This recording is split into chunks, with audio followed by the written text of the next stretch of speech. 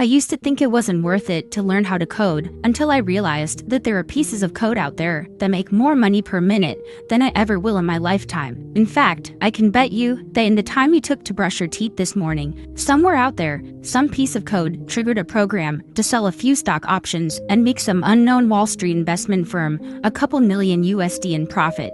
The truth is, if you know how to code, you can run laps around everyone else that doesn't, and if you learn how to use AI to help you, you can run even faster laps. But one thing is for sure, you actually have to sit down and learn how to code. Luckily, I'm gonna save you from having to sift through all the overcomplicated advice on the internet, written by first-year computer science students who took one Intro to CS course, and then went on to buy this MacBook, this hoodie, these headphones, these laptop stickers, this coffee mug, and this iPhone to take late-night pictures of their VS Code setup. Of course, with only one line inside the actual code editor.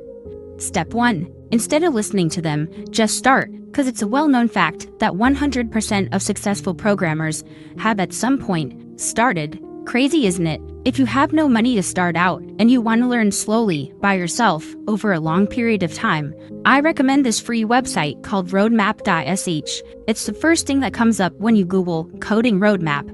For pretty much every technology role you can think of, like front-end, back-end, full-stack, cybersecurity, and for pretty much every niche skill like system design, API design, and AWS, you get a solid roadmap which you can use to at least start learning.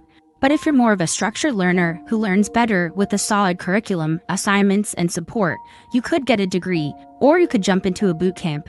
Nowadays, a lot of companies don't really care if you have a degree, as long as you're good at building stuff and you have experience. And by the way, if you want a more affordable and reliable path to a high-paying, flexible tech job that doesn't take up 4 years of your life and a huge student loan, you would especially benefit from this video's sponsor, Triple10. Triple10 helps literally anyone, even complete beginners, gain all the necessary skills to get placed into a high-paying tech job. You can pick from software engineering, data science, cybersecurity, and a bunch more. But the reason why I recommend them is because they give you externship opportunities, they give you project experience, tutors, coaches, code reviews, and career help. Stuff that the average self-taught learner doesn't have access to. And I'm not saying the job market is bad, but this is what the average computer science student looks like nowadays after graduating, once they realize the 14 minutes of studying per week probably wasn't enough. So when I see that 87% of Triple10 grads get hired within 6 months of completion, that's enough to convince me that something is working here. You can get a tech education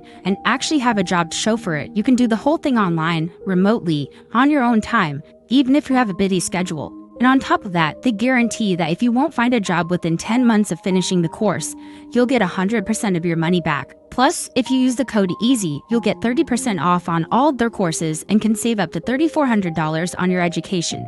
So don't hesitate to click the link in the description or scan the QR code for a free career consultation. But anyway, let's go back to looking at the self-taught roadmap. Whatever you do, do not obsess over mastering a programming language. Programming languages are pretty easy to learn, and once you know one language, it doesn't take a whole lot of effort to learn other ones. Some are strongly typed, meaning you have to bench press at least 200 pounds to use them. Other languages are weakly typed, like JavaScript, because weak people use it.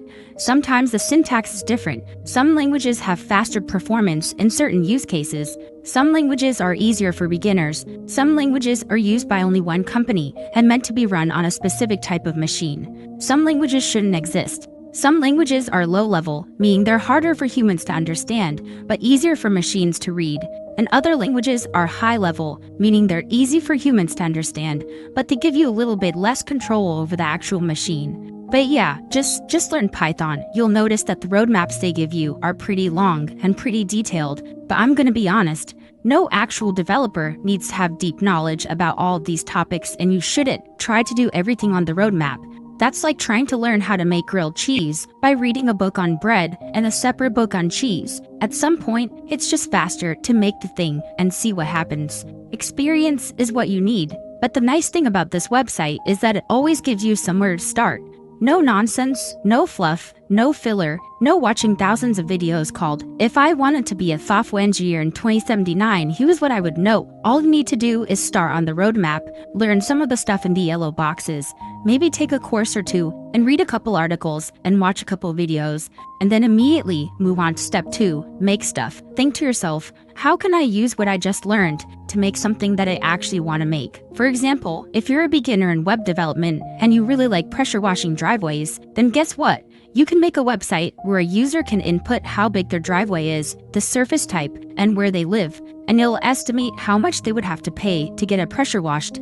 Sounds simple, but I guarantee you it'll be way more complicated than you expect. You'll have to look up pretty much everything, and you'll 100% be tempted to give up halfway through. When your eyes are getting dry, your posture is deteriorating into freeform shapes, and the backs of your thighs are sticking to your chair. But ask anyone who's actually gotten good at coding, and they'll tell you, once you can get that first project done, you have now ascended from what's known as tutorial hell into the far superior project heaven, which is where all the accomplished developers live and breathe.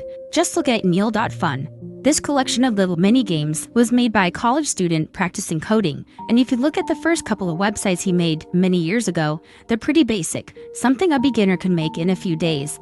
But when you look at the newer ones, it's pretty easy to tell that its coding skills got a little bit more advanced. And you can do the exact same thing as long as you put in the time and don't give up, even when business school starts to look real tempting. One big reason you might feel disappointed in yourself when you first start learning to code is because everyone else seems to know way more than you, and they talk about concepts you don't even know exist, as if they're common sense. Sometimes you hear your favorite coding YouTubers talking about API calls and weird systems and acronyms and niche technologies and protocols that just make no sense, because none of those things show up in an 8-hour Python for Beginners YouTube tutorial. And although it may seem like some people were born knowing how to set up servers and backend databases and WebSockets and how to create bots out of thin air, it's really just a gradual learning process that takes a long time. You probably won't learn this stuff in school, you probably won't see it in textbooks, and it probably won't get recommended on your YouTube homepage, but you will learn it through projects and Googling, and reading people's code, and copying and pasting other people's code until you've created a fully functional final product.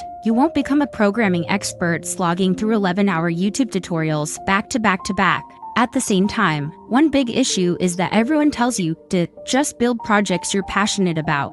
But what if you're not passionate about anything? What if you're just coding to pay the bills, and your only hobby is watching YouTube? Luckily, there is an easy solution. Hover over the top left menu of this website and click on Projects. Based on whatever language you know, or whatever skill you're trying to practice, they have actual, useful projects that you can test your skills with. And the best part is that they give you general guidelines on what to make, how to put your project on GitHub, and where to find help. But unlike most places, they don't just give you the solution. Unlike a YouTube tutorial where you're just watching someone build a project and then copying down every single line of code one by one, this forces you to actually learn. And if you can't find a good project on this website, don't overthink it. Just start. Just do Google search and pick whatever sounds the most fun. By now, you may be thinking, if tutorial hell is step 1 and project-based heaven is step 2, then what's step 3?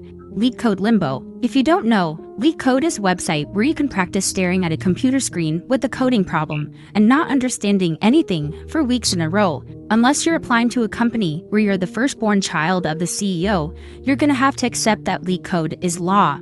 When you're applying to a top tech company, being good at solving LeetCode problems is like a secret handshake between you and your interviewer. There's a secret handshake that exists at all companies. They want you to be able to jump through a set of hoops to show that you are good enough to be there. And so we don't have like a really good way to gauge how good someone actually is at coding in 20 minutes, 30 minutes, 50 minutes. So instead it's like, hey, you come in here, I'm gonna do that secret handshake. You better have done 300 LeetCode problems. You've done 300 LeetCode problems. You walk in, you know how to use arrays, map sets, you understand trees. We just know that you can do all the things. Now, is it the best way to test people? Probably not. There's no best way to grind LeetCode. You can find many roadmaps for LeetCode online, and ideally, you would space it out over at least a few months instead of trying to do 75 problems in a week. But the important thing is, you just have to do it. It might be intimidating to see people on YouTube coding up solutions to LeetCode hards before you've even finished reading the problem. But it's important to know that everyone once started by solving 2-sum in all of n squared. And if all else fails, you can just tell yourself McDonald's is the new meta. Anyway, if that helped, I'm collecting donations in the form of subscribes to fund the next video.